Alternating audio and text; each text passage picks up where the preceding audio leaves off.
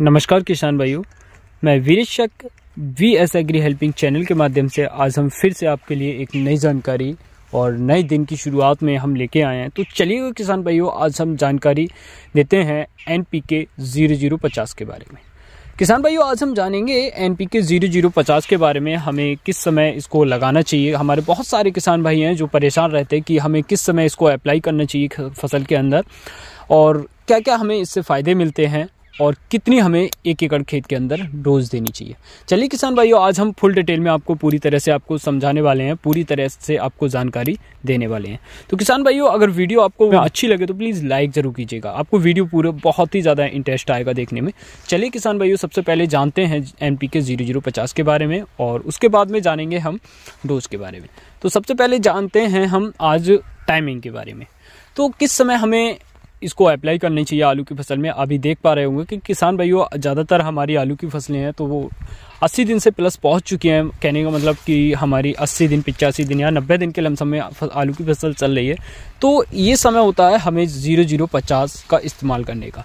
तो किसान भाइयों, आप NPK 0050 को आप लगाइएगा। आपको टाइमिंग है कि जब आपकी वैरायटी के ऊपर डिपेंड करता है कि ज़्यादातर वैरायटी है जो आपकी 110 120 दिन के लमसम होती हैं, उनमें आपको 80 दिन के बाद में आप किसी भी समय अप्लाई कर सकते हैं। ठीक है, फोलियर स्प्रे में।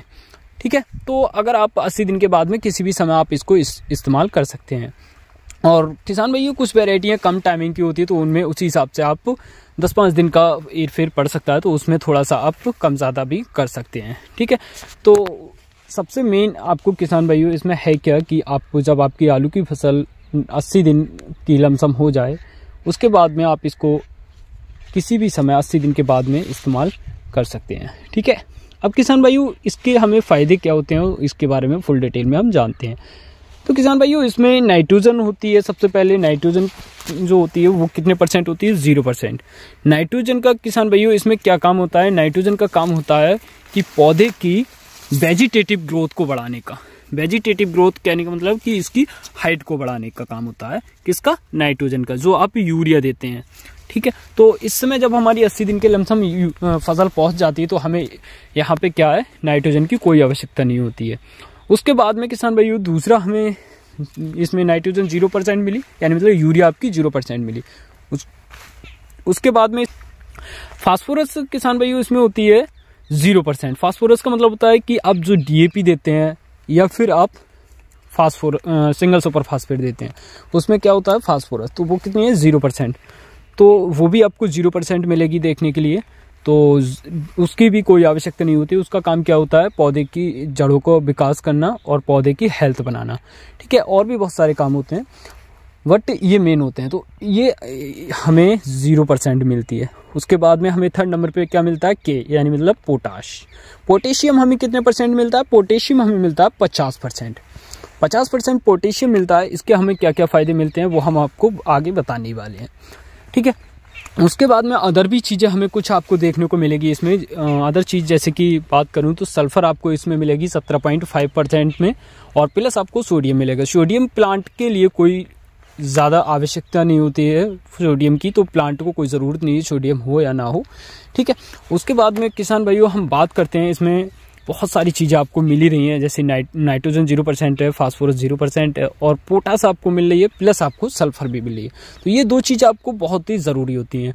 ठीक है, उसके बाद में हम इसके बेनिफिट्स के बारे में जानते हैं। किसान भाइयों, इसके फ़ायदे क्या क्या होते हैं? एक तो ये रोग प्रतिरोधक क्षमता को बढ़ा देता है, पौधे की जो बीमारियाँ होती हैं, बीमारियों से लड़ने की ताकत को बढ़ा देता है। ठीक है, पोटेशियम। दूसरा किसान भाइयों, दूसरा क्या होता है कि हमारा जो जितना भी प्लांट के अंदर, पत्तियों के अंदर जो शर्करा होता है, जो मीठा पदार्थ होता है, ठीक है, उसको पूरा का पूरा खींच के, ठीक है, ट्यूमर पे लगा देती है। मतलब जो हमारा आलू का कंद है, कंद को साइज को बढ़ाने का काम करते हैं। ठीक है, तो जितना भी जो पत्तियों के अंदर जो शर्करा है, कहने मतलब जितना भी क्लोरोफिल इसमें होता है, वो पूरा का पूरा खींच के और अपनी टोटल ताकत प्लांट की नीचे ट्यूमर पे लग जाती है, जिससे कि हमारा आलू का कंद बढ़ जाता है, साइज इंक्रीज हो जाता है। तो साइज बढ़ाने का काम किसने किया? पोटेशियम ने। ठीक है, दूसरा किसान भाइयों इससे क्या दूसरा फायदा होता है? हमारा कार्बोहाइड्रेट को बढ़ाता है ये। आलू के कंद में कार्बोहाइड्रेट को बढ़ाता है, जिससे कि खाने में हमें स्वादिष्ट लगता है। आलू जब आप खाएंगे तो खाने में स्वादिष्ट लगेगा अगर कार्बोहाइड्रेट की मात्रा भरपूर मात्रा में होगी तो। ठीक है। तीसरा किसान भाइयों इसमें फ़ायदा होता है कि आपकी शाइनिंग बहुत अच्छी आती है, चमक बहुत अच्छी आती है आलू पे।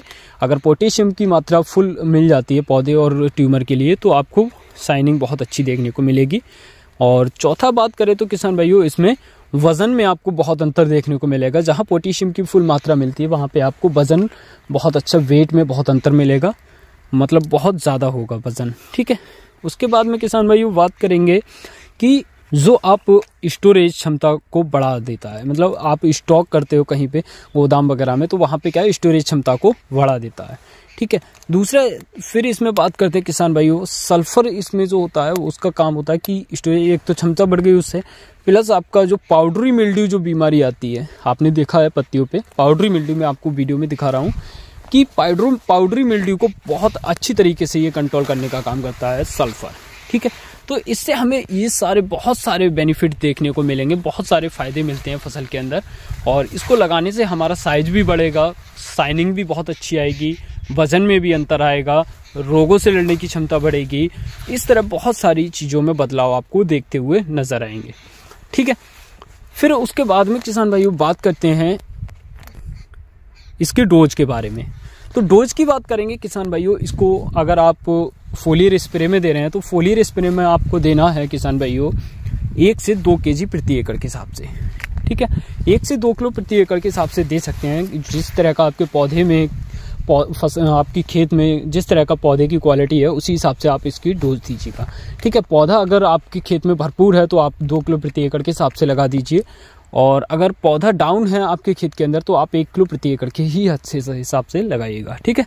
इस तरह आप इसको फोलियर स्प्रे में दे सकते हैं। अगर किसान भाइयों यहीं पे अगर आप ड्रिंचिंग भी करते हैं तो कुछ किसान भाई हमारे ड्रिंचिंग के माध्यम से फसल को उगाते हैं, तो ड्रिंचिंग में आपको 5 किलो प्रति एकड़ के हिसाब से देना है और वो आपके लिए पर्याप्त हो जाएगा। ठीक है। तो इस तरह आप किसान भाइयों इसको इस्तेमाल कर सकते हैं और आपको बहुत सारे बेनिफिट्स इस तरह के देखने को मिलेंगे। तो किसान भाइयों आज की जानकारी आपको कैसी लगी एक बार वीडियो को ज़रूर बताइए, वीडियो में कमेंट करके ज़रूर बताइएगा, और ज़्यादा से ज़्यादा हमारे किसान भाइयों को शेयर कीजिए और वीडियो को लाइक ज़रूर कीजिएगा। चलिए किसान भाइयों मिलते हैं नई वीडियो को और नई जानकारी के साथ में। आज की जानकारी आपको कैसी लगी प्लीज़ कमेंट करके ज़रूर बताइएगा। मिलते हैं नई वीडियो के साथ में। जय जवान जय किसान।